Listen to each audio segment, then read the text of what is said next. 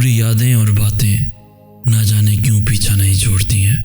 ना जाने क्यों दिल को वही चीज़ पसंद आ जाती है जो मिल नहीं सकती।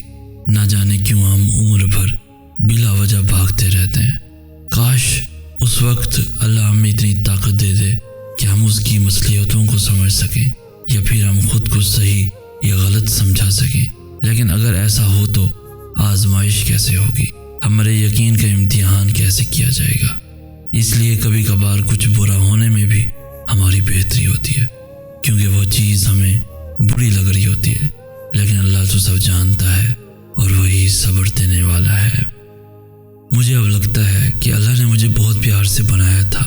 वो मुझे किसी ऐसे शख्स को सौंपने पर तैयार नहीं था जो मेरी नाकदरी करता, मुझे ज़ाया करता, और वो शख्स वो मेरे साथ यही सब कुछ करता, वो मेरी कदर कभी ना करता। इतने सालों में अल्लाह ने मुझे हर हकीकत बता दी, हर शख्स का अंदाज और बाहर दिखा दिया। फिर उसने मुझे ऐसा शख्स सौंपा जो मुझसे सच्ची मोहब्बत करता। तुम्हारे अलावा और कौन था जो मुझे यहाँ ले आता। तुमने मुझसे पाक मोहब्बत की थी। मुझे कभी कभी बहुत हंसी और तरस आता है ऐसे लोगों पर जो मकाफात अमल से नावाकिफ़ हैं, जिन्हें लगता है कि ये महज एक लफ्ज़ है, मगर वो ये नहीं जानते कि जिस कदर वो गिरते जा रहे हैं उनका अंजाम क्या होगा। किसी किस्म के बेहुदा खेल खेल कर वो इतने इंसानों का दिल तोड़ रहे हैं। ये सब सिर्फ वही करते हैं जिनकी तरबियत में या तो कमी रह जाती है या फिर उनकी तरबियत होती ही ऐसी है। ऐसे लोगों पर तरस खाना चाहिए कि वो दूसरों का सुकून छीन कर खुद खुश रहना चाहते हैं। बहुत अफसोस की बात है कि उनका अंजाम इस कदर भयानक हो सकता है कि वो सोच नहीं सकते। अल्लाह की पकड़ कितनी सख्त है, जल्द जान जाते हैं ऐसे नामुराद लोग। पर्दा रखना सीखो, बिल्कुल वैसे ही जैसे अल्लाह तुम्हारा पर्दा रखे हुए है, क्योंकि हम सब ऐसे राज छुपाए हुए हैं कि जिन्हें अल्लाह बेपर्दा कर दे तो हम एक दूसरे को दफन तक न करें। अगर अल्लाह तुम्हें यहाँ तक ले आया है तो उसने आगे के लिए बहुत कुछ सोच रखा होगा। वो तुम्हें आजमाइश में डालने से पहले उस आजमाइश से निकलने का हल बनाता है। फिर तुम ऐसा क्यों सोचते हो कि वो तुम्हें भूल गया है या तुम्हें सुन नहीं रहा। तुमने अपने इंतखाब का नतीजा देख लिया। तुमने अपनी मनमानी करके हर शख्स की हर चीज़ की हकीकत देख ली। तुमने खुदा की नाफरमानी और अपनी ज़िद से ये तकलीफ़ ख़रीद ली। तो अब अल्लाह के इंतखाब का इंतज़ार करो। जो तोहफ़ा, जो चीज़ उसने तुम्हारे लिए रखी है, उस चीज़ का इंतज़ार करो, और यकीनन अल्लाह का इंतखाब बेहद पुरसकून होगा, जो तुम्हें ये बताएगा कि इख्तिताम एक नई मंजिल का आगाज़ होते हैं। उस शख्स का इंतज़ार करो जो अल्लाह ने तुम्हारे लिए चुन रखा है, जो तुम्हें अपनी मोहब्बत से ये सिखाएगा कि सब एक जैसे नहीं होते, जिसको देखकर तुम्हारा सर सजदा शुक्र से नहीं उठेगा, जिसको पाकर तुम आसमान की जानिब नज़र दोहराओगे और कहोगे कि मैं ही नादान था, मैं ही नाफरमान था, मगर तू तब भी रहीम था और तू अब भी रहीम है।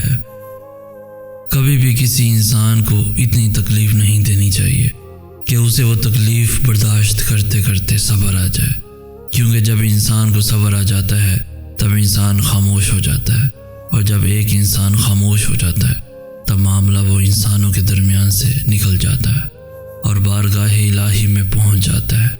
मुझे बहुत हैरत होती है ऐसे लोगों को देखकर जो दूसरों का दिल दुखाकर चैन की नींद सोते हैं। ऐसे लोग दुनिया से बचकर तो निकल जाते हैं, लेकिन क्या कभी सोचा है कि ऐसे लोग रोज़े महशर अल्लाह के सामने किस मुंह से जाएंगे? तब अल्लाह से छुप कर कहाँ जाएंगे? यकीन जानो ऐसे लोगों का अंजाम बहुत बुरा होगा, और तब तुम कहोगे कि उस वक्त की तकलीफ़ में अल्लाह की कितनी बड़ी मसलिहत थी कि एक तकलीफ़ इंसान का मकाम बढ़ा देती है और सब ठीक हो जाता है। मोहब्बत बहुत प्यारा और पुरसकून जज्बा है।